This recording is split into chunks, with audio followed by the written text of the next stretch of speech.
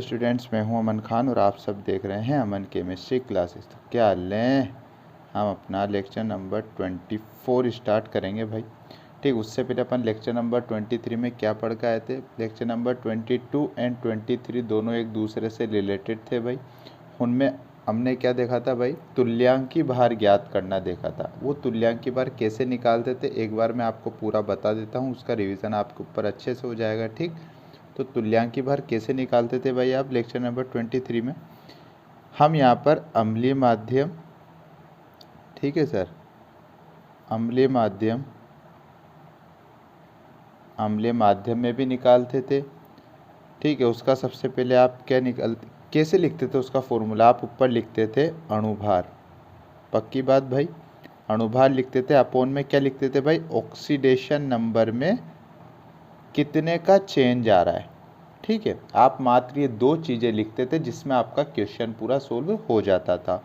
ठीक है, अम्लीय माध्यम, क्षारीय माध्यम का भी ऐसे ही होता था। ठीक है सर, उससे पहले आपको ये पता होना चाहिए था कि वो जो अणु है वो अम्लीय माध्यम में कौन सा आयन देता है, क्षारीय माध्यम में कौन सा आयन देता है, उदासीन माध्यम में कौन सा आयन देता है। तो हमने उसको पर एक क्वेश्चन करा था। उस क्वेश्चन को मैं एक बार एग्जाम्पल के तौर पर ज़रा सा हल्का फुल्का सा आपको बता देता हूँ भाई। जैसे हमने एक क्वेश्चन लिखा था KMnO4। ठीक है, अभी लेक्चर अपना नया स्टार्ट नहीं हुआ है भाई।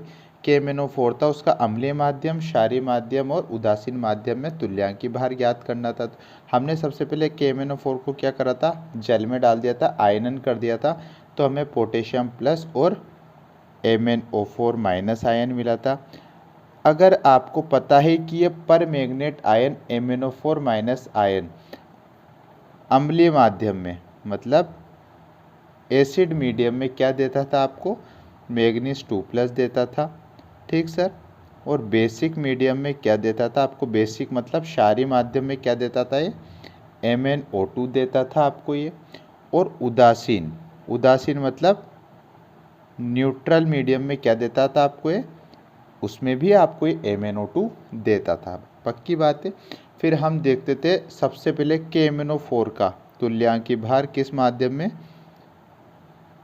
एसिटिक में तुल्यांकी भार। ठीक है सर, KMnO4 का एसिटिक में तुल्यांकी भार मतलब अम्लीय माध्यम में तुल्यांकी भार कैसे देखा था। फॉर्मूला हमने लगाया था अणुभार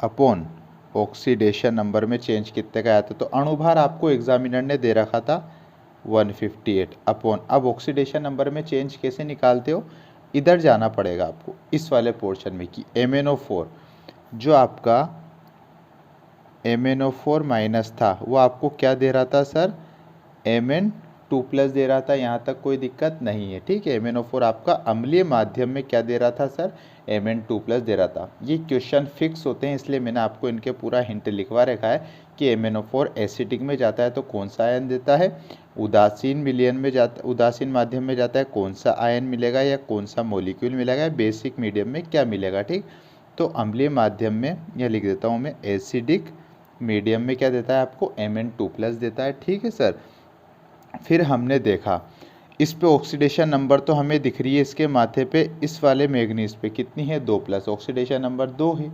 अब यहाँ पर हमें मैग्नीज के ऊपर ऑक्सीडेशन नंबर पता ही नहीं, निकाल ली थी अपन ने, X+4, 4 ऑक्सीजन है, एक ऑक्सीजन का -2 होता है बराबर पूरे आयन पर कितना आवेश है, -1। हमने ऐसे निकाला था तो X बराबर क्या आ गया था सर, +7 आ गया था। अब यहाँ से आपको पता लग गया होगा कि जैसे ही हमने इस पे ऑक्सीडेशन नंबर निकाला तो यहाँ पर मैग्नीज कितने पे है, +7 पर है। तो ये +7 से किस पे गया भर, +2 पे गया। मतलब +7 से +2 पर मतलब डिक्रीजिंग मतलब घटने की तरफ जा रहा है। तो कितने ऑक्सीडेशन नंबर का चेंज देखने के लिए मिला आपको भाई, 5 की कमी। ठीक है सर, 7 से आप 2 पे जाओगे तो आपको 5 की कमी देखने के लिए मिलेगी। तो यहीं बस यही चीज़ रखना है, अणुभार 158 ऑक्सीडेशन नंबर में चेंज कितना है भाई, 5 का है। तो ये आपका आंसर हो जाता है, यही आपका तुल्यांकी भार होता है। ऐसे आपको निकालना पड़ता था। फिर मैंने आपको बोला था कि ये जो रिएक्शन आपने लिखा है इसको बैलेंस भी करना पड़ेगा। अब देखो, बैलेंस करना हम पूरे अच्छी तरीके से सीख के आए भैया मैग्नीज कितना है। सबसे पहला नियम क्या बोलता था, ऑक्सीजन हाइड्रोजन को छोड़कर अन्य परमाणुओं को बैलेंस करो। अब ऑक्सीजन को छोड़कर अन्य परमाणु मैग्नीज से 1 है, यहाँ 1 है बराबर, ऑक्सीजन कितनी है 4, तो ऑक्सीजन को बैलेंस करने के लिए मैं यहाँ पे क्या लगा दूंगा, जितने ऑक्सीजन उतने H2O के मोलिक्यूल जोड़ेंगे। फिर हाइड्रोजन बैलेंस करते थे, हाइड्रोजन कितनी 4 दूनी 8, इधर एक भी नहीं है तो इधर मैं क्या लगा दूंगा 8H+, ठीक है 8H+ आ गया। आयन बैलेंस करना पड़ता था, ये तो 8 का प्लस और ये पूरे पे कितना है, ये 1 है तो 1 का माइनस, 8 प्लस और 1 माइनस कितना हो गया प्लस का 7। इधर कितना है सर प्लस का 2, इधर प्लस का 7 है, इधर प्लस का 2 है, तो दोनों बैलेंस करने के लिए अगर मैं इधर 5 माइनस कर दूं तो क्या बचेगा भाई 7 माइनस 5 कितना बचेगा 2, तो फिर 2 इधर हो जाएगा, तो मैं इधर क्या ऐड कर दूंगा 5 इलेक्ट्रॉन को ऐड कर दूंगा, क्योंकि इलेक्ट्रॉन माइनस होते हैं तो 7 माइनस 5 कितना हो गया 2, इधर भी 2 हो गया, तो आपकी रिएक्शन बैलेंस हो जाती थी। ये मैंने अम्लीय माध्यम का बताया। क्षारीय माध्यम का और उदासीन माध्यम में देखो दोनों में MnO2 बन रहा है, दोनों का मैं आपको कल बता के आ चुका हूँ भाई, कैसे करा था वो भी देख लो भाई साइड में, क्योंकि इसमें बच्चों को कन्फ्यूज़न क्या कुछ ज़्यादा रहता है, इस वजह से मैं इस पर टाइम ले रहा हूँ थोड़ा, ठीक। अब क्षारीय माध्यम में हमने देखा क्षारीय या उदासीन माध्यम में, ठीक है, किसका तुल्यांकी बार KMnO4 का। अब आपको पता है फॉर्मूला तो वही है आपके पास, अणुभार अपॉन नीचे क्या आएगा सर ऑक्सीडेशन नंबर में चेंज कितने का आ रहा है। अब अणुभार तो आपको पता है 158 है। अब ऑक्सीडेशन नंबर चेंज निकालने के लिए आपको पता होना चाहिए बेसिक मीडियम में या न्यूट्रल माध्यम में जाता है तो क्या मिलता है सर, जब भी MnO4 माइनस बेसिक मीडियम या न्यूट्रल मीडियम मतलब उदासीन माध्यम में जाता है, दोनों ही केस में आपको MnO2 मिलता है। यहाँ से अब इसकी भी ऑक्सीडेशन नंबर पता नहीं है आपको, इसकी भी ऑक्सीडेशन नंबर पता नहीं है तो निकाल लो भाई। यहाँ पर तो अपन ने निकाल रखी है x बराबर प्लस का 7 पर है, ठीक है सर प्लस के 7 पर है। यहाँ निकालोगे आप तो आपके पास आएगा x बराबर प्लस का 4, निकालना मैंने आपको बता रखा है। अब यहाँ से देखो सर यहाँ +7 था, +7 से +4 पे गया तो कितने की कमी देखने की मिली चेंज, कितने का चेंज देखने के मिला आपको 3 का चेंज ऑक्सीडेशन नंबर में आपको देखने के लिए मिला। तो 158 बाई क्या आ जाएगा ऑक्सीडेशन नंबर में चेंज 3 का आ जाएगा, ठीक है सर। तो ये आपका आंसर तो हो गया। अब इस रिएक्शन को बैलेंस करें हम, तो रिएक्शन को बैलेंस किस प्रकार से करेंगे सर वो हम देख लेते हैं। देखो भाई MnO4 माइनस किस में जा रहा था सर MnO2 में जा रहा था, पक्की बात है। मैग्नीज 1 है, मैग्नीज 1 है, ठीक है सर। ऑक्सीजन यहाँ पर कितने हैं 4, यहाँ पर ऑक्सीजन कितने हैं 2, तो 2 ऑक्सीजन और लगाना है तो मैंने क्या कर दिए जितने ऑक्सीजन की ज़रूरत है उतने मैंने H2O के मॉलिक्यूल ऐड कर दिए। अब देखूंगा मैं कि हाइड्रोजन कितने हैं 4, इधर हाइड्रोजन एक भी नहीं है तो इधर क्या लगा दूंगा मैं जितने हाइड्रोजन उधर उतने ही 4H+ लगा दूंगा, ठीक है। 4 हाइड्रोजन थे तो मैंने 4H+ लगा दिए। अब ये क्षारीय माध्यम में हो रही है, इस वजह से क्षारीय माध्यम में एक नया नियम बोलता था कि जितने H धन लगें आपको उतने ही OH- दोनों साइड्स पर जोड़ देना है। कितने H धन लगे 4, तो मैंने 4 OH- इधर जोड़ दिए और मैंने 4 OH- इधर जोड़ दिए, ठीक है सर। ये आपकी रिएक्शन बैलेंस हो जाती है, इतना आप लिख दोगे जिसमें आपका काम हो जाएगा सर। तो दोनों मैंने आपको करके बता दिया, कल का पूरा लेक्चर आपका रिवाइज मैंने यहाँ पर करा दिया। अब अपन चलेंगे लेक्चर नंबर 24 पर, ठीक है सर। तो यहाँ से अपना लेक्चर नंबर 24 स्टार्ट हो रहा है सर, और इससे ही रिलेटेड तुल्यांकी भार से क्वेश्चन से रिलेटेड ही आपको और अन्य क्वेश्चन किस प्रकार से देखने के लिए मिल सकते हैं वो अपन देखते हैं भाई, ठीक। तो क्वेश्चन लिखिए भाई आप, ठीक है। तुल्यांकी भार ही चलेगा अभी आपका क्वेश्चन, मैंने इस वजह से रिवीजन कराया आने वाले क्वेश्चनों पर ज़्यादा आपको परेशानी देखने के लिए नहीं मिले। क्वेश्चन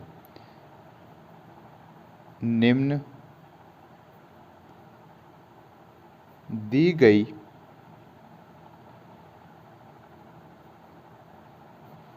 रासायनिक अभिक्रियाओं में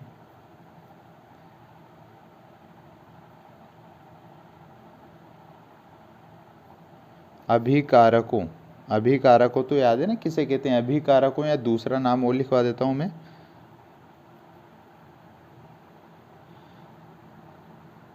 क्रियाकारकों के तुल्यांकी भार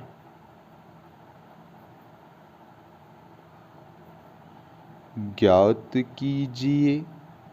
ठीक सर, क्वेश्चन है अपने पास, निम्न दी गई रासायनिक अभिक्रियाओं में अभिकारकों या क्रियाकारकों के तुल्यांकी भार। क्रियाकारक किसे कहते हैं सर? क्रियाकारक होता क्या है? तो हमारा बच्चा, मान लो मैंने एक रिएक्शन लिखी A+B, तीर का निशान आपको प्रोडक्ट मिल रहा है C+D। ठीक, जो तीर के लेफ्ट हैंड साइड पे रहते हैं उन्हें क्रियाकारक या अभिकारक कहते हैं। जो तीर के राइट हैंड साइड पर रहते हैं उन्हें उत्पाद या क्या बोलते हैं? प्रोडक्ट बोलते हैं। ठीक है सर, ये आपको मैंने बताया यहाँ पर। ठीक, अब देखते हैं भाई, पहला क्वेश्चन छोटा वाला पहला आता है इसमें, निम्न दी गई रासायनिक अभिक्रियाओं में पहली वाली रिएक्शन आती है HNO3 आपको क्या दे रहा है सर? NH3 आपको दे रहा है। ठीक है सर, सबसे पहली रिएक्शन आपके पास आई है HNO3। ठीक है सर, नाइट्रिक एसिड होता है। ठीक है सर, जो आपको अमोनिया दे रहा है NH3 दे रहा है सर। अब उसने आपसे बोला कि ये तीर के लेफ्ट हैंड साइड पे कौन होता है सर? तीर के लेफ्ट हैंड साइड पर अभिकारक होता है या दूसरा नाम उसका क्रियाकारक होता है। इसका आपको तुल्यांकी भार ज्ञात करना है। पक्की बात है सर। सॉल्यूशन पे चलते हैं, कैसे निकालोगे आप? सिंपल ऐसी रिएक्शन है, निकल के आ जाए आपके पास। तो सबसे पहले HNO3 आपको क्या दे रहा है सर? NH3 दे रहा है। पहला काम होगा आपका इस रिएक्शन को बैलेंस करना। अगर आपको रिएक्शन को बैलेंस करना नहीं आता है तो आप आगे क्वेश्चन सोल्व नहीं कर सकते हो सर। ठीक है, इसलिए आप बैलेंस कर लो। बैलेंस करना अपन अच्छी तरीके से सीख कर आए हैं। ठीक, अब यहाँ पर बैलेंस करें तो पहला नियम बोलता है हाइड्रोजन और ऑक्सीजन को छोड़कर अन्य परमाणुओं को बैलेंस किया जाए। ठीक है सर, कर देंगे। अब इधर देखो भाई, हाइड्रोजन ऑक्सीजन को हटा दिया मैंने, यहाँ नाइट्रोजन अन्य परमाणु है तो नाइट्रोजन इधर कितने हैं सर? 1 है। इधर नाइट्रोजन कितना है? 1 है, मतलब नाइट्रोजन बैलेंस्ड अवस्था में है। अब हम सेकंड देखें, अब हाइड्रोजन और ऑक्सीजन में से पहले किसको करते थे भाई बैलेंस? ऑक्सीजन को करते थे। यहाँ ऑक्सीजन कितनी है सर? 3। इधर ऑक्सीजन है क्या सर? यहाँ तो एक भी ऑक्सीजन नहीं है, तो बिल्कुल 3 ऑक्सीजन को बैलेंस इधर करोगे तो अपन क्या लगाते थे? जल के मॉलिक्यूल ऐड कर देते थे। कितनी ऑक्सीजन? 3। तो यहाँ पर मैंने क्या लगा दिया? 3 जल के मॉलिक्यूल्स ऐड कर दिए भाई। यहाँ तक कोई दिक्कत नहीं है। नाइट्रोजन बैलेंस है, ऑक्सीजन बैलेंस हो चुकी है। अब हाइड्रोजन देखते थे, तो हाइड्रोजन देखें सर, 3 2 जा 6, 6 हाइड्रोजन, 7 8 9, इधर कितनी? 9 हाइड्रोजन तो राइट हैंड साइड पर है। इधर गिने कितनी है? इधर एक ही, बस एक हाइड्रोजन ही है सर। इधर कितनी है? एक हाइड्रोजन है, मात्र एक हाइड्रोजन। तो आपको क्या करना पड़ेगा सर? बताइए मुझे, आप क्या करोगे यहाँ पर?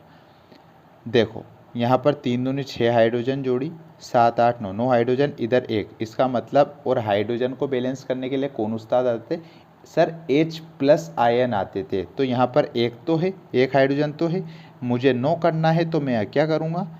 8 H+ आयन्स जोड़ दूंगा, जिससे मेरे पास 8 हाइड्रोजन और एक ये 9, 9 हाइड्रोजन इधर हो गई और 9 हाइड्रोजन इधर हो गई, बैलेंस हो चुका। ठीक, अब फिर अपन आयन को बैलेंस करते थे जो चार्ज होता था। इधर कितने चार्ज? इस पे तो 0 है, इस पे कितना है? 8 का प्लस। इधर चार्ज कितना है सर? चार्ज बोलें तो हम इधर तो +8 है। इधर इस पे भी 0, इस पे भी 0, इधर तो 0 है। अगर मैं इस +8 में -8 जोड़ दूं, इस +8 में -8 जोड़ दूं तो क्या हो जाएगा? ये भी 0 हो जाएगा, ये भी 0 हो जाएगा। तो इधर मैं क्या करूँगा? 8 इलेक्ट्रॉन को ऐड कर दूंगा, क्योंकि इलेक्ट्रॉन की अवस्था माइनस होती है। तो 8 माइनस और ये +8 क्या हो जाएंगे सर? नेगेटिव, 0 हो जाएंगे, 0 बटे सन्नाटा हो जाएंगे। तो ये देखो भाई, आयन इधर भी 0, आयन इधर भी 0 हो चुके हैं। ये आपकी रिएक्शन बैलेंस हो चुकी है। पहला काम आपको ये करना है। अब इस बैलेंस करने के बाद आपको क्या करना है? देखो सर, अब इलेक्ट्रॉन्स का चेक करना है आपको। इलेक्ट्रॉन को चेक करना है, कितने कितने अणु हैं आपके पास? ये HNO3 के कितने अणु आपको यहाँ दे रखे हैं? इसके आगे कितना दे रखा है भाई? कुछ नहीं है, तो 1 मानोगे। इसके आगे कुछ नहीं है तो क्या मानोगे 1, तो आपको एक लाइन लिखना पड़ेगा। देखिए भाई, अतः 1 मोल HNO3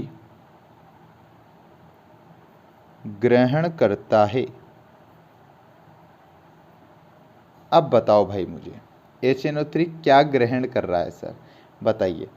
ग्रहण करता है। अब यहाँ पर एक बात तो अपन लिखना भूल गए, इसमें इलेक्ट्रॉन भी तो बताना है कितने का चेंज आ रहा है। तो यहाँ पर किसकी बात हो रही है, अन्य परमाणु, नाइट्रोजन था, केंद्रीय परमाणु की बात करते हैं अपन, ठीक है। नाइट्रोजन केंद्रीय परमाणु, हाइड्रोजन ऑक्सीजन की तो बात करते नहीं।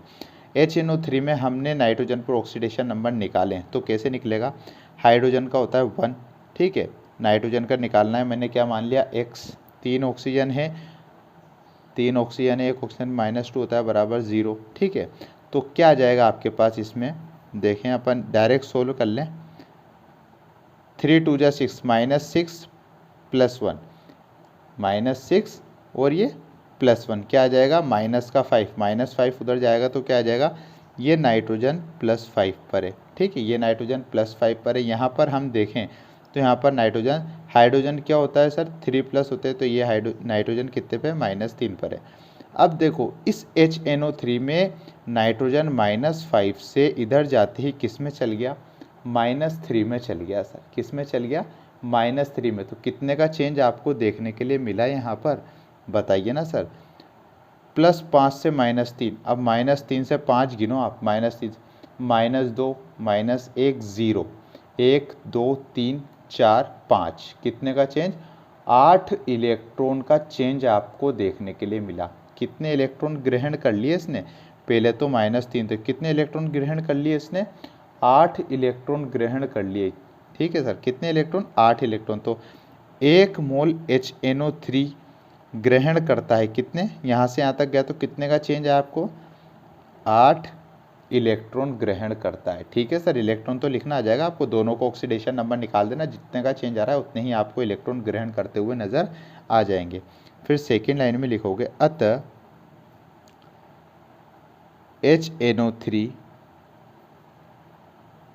का तुल्यांकी भार, तुल्यांकी भार का फॉर्मूला पता है क्या बच्चा लोग, बिल्कुल पता है। ऊपर क्या लिखते थे अपन, अणुभार, नीचे क्या लिखते थे अपन, ऑक्सीडेशन नंबर चेंज, ठीक है सर। ऑक्सीडेशन नंबर चेंज मतलब जितने इलेक्ट्रॉन वो ग्रहण कर रहा है या त्याग कर रहा है, कितने का यहाँ पर ग्रहण हो रहा है सर, ठीक है, ग्रहण कितने। अब अणुभार की बात आ गई सर, हमें पूरे क्वेश्चन में अणुभार तो बताया ही नहीं हमें एग्जामिनर ने, तो क्या दिक्कत है भाई, निकाल लेंगे अणुभार। देखो HNO3 का निकालना है, HNO3 का तुल्यांकी भार निकाल रहे हो तो किसका निकालना है अणुभार आपको, HNO3 का। अणुभार होता है हाइड्रोजन का तुल्यांकी, अणुभार हमेशा कितना होता है सर 1, जितने भी इस पूरे अणु में एटम है ना उसके अणुभार निकालना पड़ते हैं। हाइड्रोजन का 1 होता है, प्लस कर दिया। नाइट्रोजन कितने नंबर पर आता है, 7 नंबर पर आता है, तो 7 2 जा 14 इसका अणुभार होता है, जस्ट दुगना। ऑक्सीजन कितने नंबर पर आता है, 16, ठीक है, 8 नंबर पर आता है, 8 दूनी 16। ध्यान रखना मेरी बात को, मेरे बोलने की लैंग्वेज को ध्यान रखना। हाइड्रोजन का हमेशा 1 रहेगा। नाइट्रोजन कितने नंबर पर आता है, 7 नंबर पे, तो 7 का दुगुना 14। ऑक्सीजन कितने नंबर पर आता है सर, 8 नंबर पे, 8 दूनी 16 प्लस 16, और कितने ऑक्सीजन है, 3 ऑक्सीजन है, 16 × 3, ठीक सर, पक्की बात। 14 और 1 15, ठीक। अब 16 को आप इंटू कर दो 3 से, तो करके बता दें भाई आपको यहाँ पर बिल्कुल ABCD की तरह। 6 कम 6, 6 दूनी 12, 6 तिया 18, 3 एकम 3 और 1 4, कितना आ गया सर, 48 आपको मिल गया। तो आप इनको ऐड करोगे तो आपको मिल जाएगा 63, कितना आ गया सर, 63। तो ऐसे अणुभार निकाले। तो कोई अणु होते हैं जिनका एक ही मानते, कोई अणु होते हैं जिनका दुगना होता है, और कोई परमाणु ऐसे होते हैं जिनका आधा या ढाई भी आपको देखने के लिए मिलता है। तो ये HNO3 का अणुभार यहाँ पर मैंने निकाल लिया। जैसे जैसे अपन आगे बढ़ेंगे पूरा रिवाइज होता जाएगा, कोई दिक्कत नहीं है। तो यहाँ पर अणुभार हमें HNO3 का पता लग गया 63, और इलेक्ट्रॉन ग्रहण कितने करे उसने, नीचे अपन ऑक्सीडेशन नंबर में चेंज कितना आता है, कितने का आया सर, -3 से 5, कितने का आया, -3 से -2 -1 0, 1 2 3 4 5, कितने का आया, 5 का आ गया सर। तो यही आपका क्या हो गया, 5 का 5 का थोड़ी है, 8 का है ना भाई। ठीक है सर, -3 से 5 पे गया है तो कितने का चेंज है, 8 का। तो यही आपका क्या हो गया सर, आंसर हो जाता है। पक्की बात है सर, ऐसे क्वेश्चन आपको सोल्व करना पड़ेंगे। सर एक और बता दो सर, ऐसा ही एग्जाम्पल एक और बता दो जिससे हमें और क्लियर हो जाएगा। तो देखो भाई, छोटा वाला दूसरा क्वेश्चन देखिए। छोटा वाला दूसरा क्वेश्चन आपसे बोलता है अमोनिया NH3 आपको क्या दे रहा है सर, नाइट्रोजन गैस दे रहा है।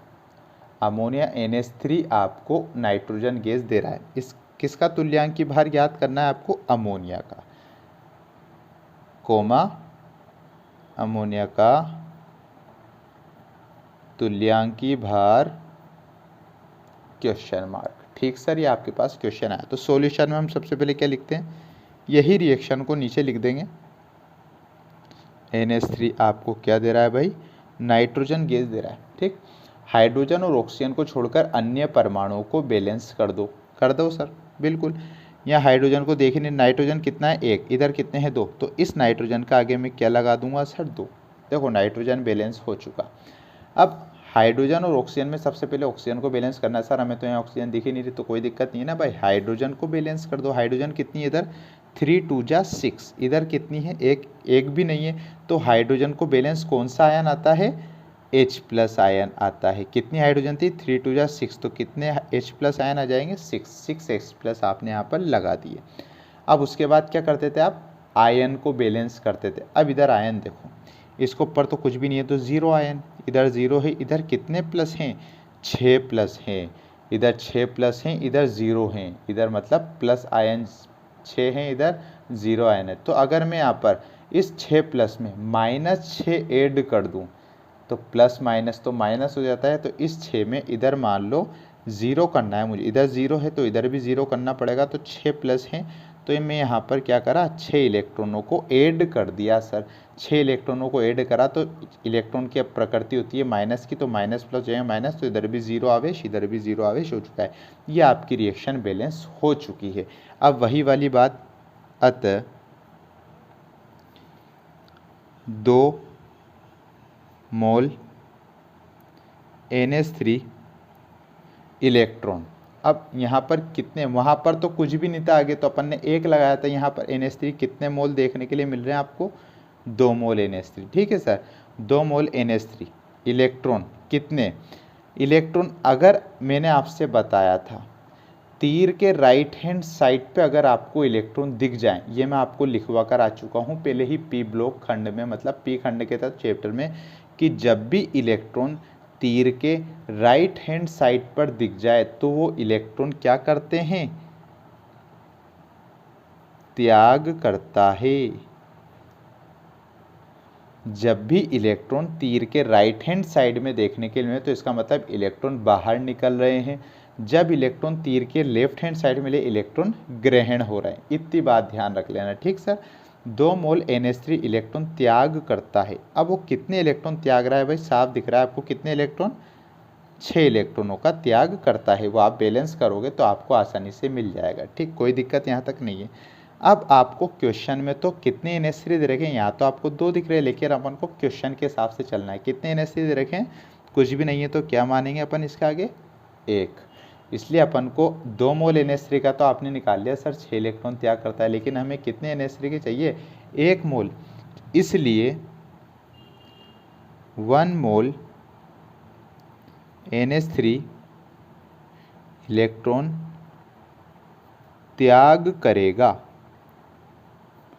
ठीक सर, 2 मोल का तो आपने बता दिया। अब 1 मोल कितना करेगा, अगर 2 6 कर रहा है तो 1 मोल क्या करेगा, बताइए ना भाई, 6/2 हो जाएगा। तो कितने करेगा सर, 3 इलेक्ट्रॉनों को त्याग करेगा। 2 में 6 कर रहा है तो उसका 2 का आधा 1 हो गया, तो 6 का आधा कितना हो गया, 3 इलेक्ट्रॉन त्याग करेगा।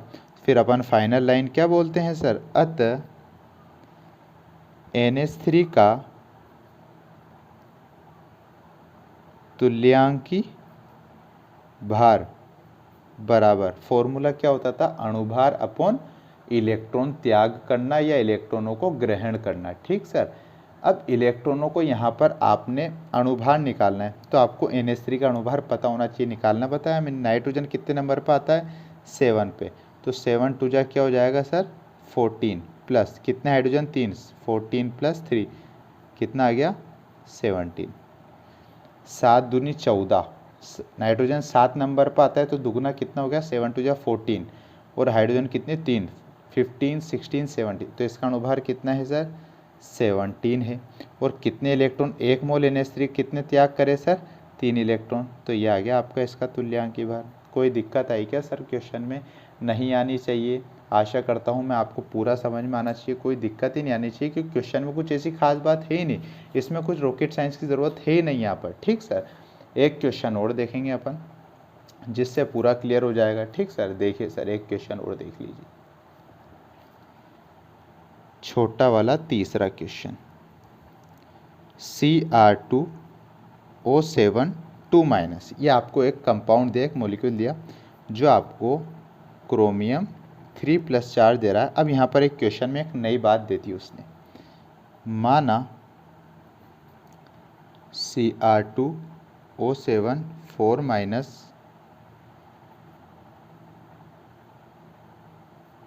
का आयन भार बराबर x है। ठीक है सर, कितना है सर XA 2-, ठीक। Cr2O7 2- एक मॉलिक्यूल है जो आपको प्रोडक्ट के रूप में Cr3+ दे रहा है, जिसमें Cr2O7 2- है ना, इसका आयन भार, जैसे आपको अणुभार देते थे मैं आपको लिखवा के आया था कि आयन भार अणुभार एक ही चीज़ होती है, कोई दिक्कत नहीं है। तो यहाँ पर आयन भार उसने आपको दे दिया 1 से, तो अपनी ये आफत ख़त्म हो चुकी कि अपन यहाँ पर अणुभार निकालने बैठें। ठीक सर, अब सॉल्यूशन में हम सबसे पहले क्या करते हैं सर, सॉल्यूशन लिखेंगे। सॉल्यूशन हम लिखें तो हम क्या लिखते हैं सबसे पहले, Cr2O7 2- आपको क्या दे रहा है सर Cr3+ आपको दे रहा है। अब बैलेंस करें सर, हम इसे बैलेंस कर लेंगे। सबसे पहले ऑक्सीजन को छोड़कर अन्य परमाणु को बैलेंस करें हम, तो क्या करेंगे, इधर क्रोमियम देखो कितने हैं 2, इधर कितना है सर 1 ही है, तो मैं इस क्रोमियम के आगे क्या लगा दूंगा 2 लगा दूँ। यहाँ तक कोई दिक्कत आई क्या बच्चा पार्टी? सर नहीं आई, ठीक है बहुत अच्छी बात है। फिर अपन ऑक्सीजन को बैलेंस करते थे। ऑक्सीजन कितने हैं सर, यहाँ 7 है सर ऑक्सीजन, यहाँ पर 1 भी नहीं है, तो मैं क्या जोड़ दूंगा यहाँ पर 7 जल के मॉलिक्यूल्स ऐड कर दूंगा, 7 मैंने H2O जोड़ दिए। और अब आप हाइड्रोजन को बैलेंस करते थे, हाइड्रोजन कितनी है सर 7 टू जा 14, इधर कितनी एक है क्या सर, 1 भी नहीं है, तो इधर 14 हाइड्रोजन हो रही है, तो हम इधर क्या कर देंगे 14H+ आयंस ऐड कर देंगे। अब हम आयन करेंगे बराबर, ठीक है, चार्ज बराबर करेंगे, तो इधर देखो प्लस का 14 और ये कितना है सर, ये -2 बराबर कितना हो गया है, इधर तो अपने पास है प्लस का 12 चार्ज, इधर देखें हम 3 टू जा 6 प्लस का 6 और इधर मात्र प्लस का 6 है, इधर प्लस का 12 है, दोनों को करना है बैलेंस। तो इधर मैं 12 में से 6 घटा दूंगा तो इधर भी 6 हो जाएगा और इधर भी 6 हो जाएगा। तो मैं क्या करूँगा, यहाँ पर क्या ऐड करते थे अपन 6 इलेक्ट्रॉन मैंने ऐड कर दिया। अगर 6 इलेक्ट्रॉन मैंने ऐड कर दिए तो 12 में से 6 इलेक्ट्रॉन तो माइनस हो जाएंगे, तो 6 इधर हो जाएगा 6 इधर हो जाएगा। तो आपकी रिएक्शन बैलेंस हो चुकी है सर। ठीक है, रिएक्शन बैलेंस करना आपको आना अति आवश्यक है। अब वही बात अपन निकालते थे, अतः यहाँ पर तो 2 Cr हैं, ठीक है, एक Cr2 का अपन को चाहिए, तो सिंपल सी बात 1 मोल Cr2O7 2-। अब इलेक्ट्रॉन कहाँ पर है देखो सर, तीर के राइट हैंड साइड पे इलेक्ट्रॉन दिखे सर, नहीं दिख रहे, तीर के लेफ्ट हैंड साइड, हाँ सर दिख रहे हैं। जब भी इलेक्ट्रॉन तीर के लेफ्ट हैंड साइड पर दिखे तो समझ जाना इलेक्ट्रॉनों को ग्रहण किया जा रहा है। तो 1 मोल इस Cr2 के आगे कुछ नहीं है तो 1 है, अतः 1 मोल Cr2O7 2- ग्रहण करता है। क्या कितने ग्रहण कर रहा है सर, 6 इलेक्ट्रॉन ग्रहण करता है, कोई दिक्कत नहीं है सर, बहुत अच्छी बात है। इसलिए Cr2O7 2- का तुल्यांकी भार निकाल लोगे भाई, तुल्यांकी भार कितना आएगा सर। अब यहाँ पर अणुभार, सर अणुभार तो निकालो, इसका कैसे निकालेंगे इतने बड़े का, तो बेटा उसने पहले ही आपको अणुभार की जगह आयन भार दे दिया और उसने खुद बता दिया x से। तो ऊपर क्या लिखते हैं, आयन भार या अणुभार, कितना दे रखा है x। नीचे आते हैं इलेक्ट्रॉन, कितने ग्रहण किए गए, कितने लूज किए गए, कितने इलेक्ट्रॉन ग्रहण होने, 6। तो नीचे लिख देंगे अपन 6। तो क्या आ गया भाई आपके पास, ये आंसर आ गया, किसका तुल्यांकी भार आ गया, Cr272 का तुल्यांकी भार आ जाता है x/6। तो ये अपना आज का लेक्चर था। आई होप कि आपको वीडियो अच्छी लगी हो। अगर आपको वीडियो अच्छी लगी हो तो लाइक करें, शेयर करें, और कुछ प्रॉब्लम आती हो तो कमेंट कर दिया करो। हमारे चैनल को सब्सक्राइब कर देना और बेल आइकन को प्रेस कर देना, जिससे हमारे आने वाली वीडियो की नोटिफिकेशन आप तक आसानी से आ सके।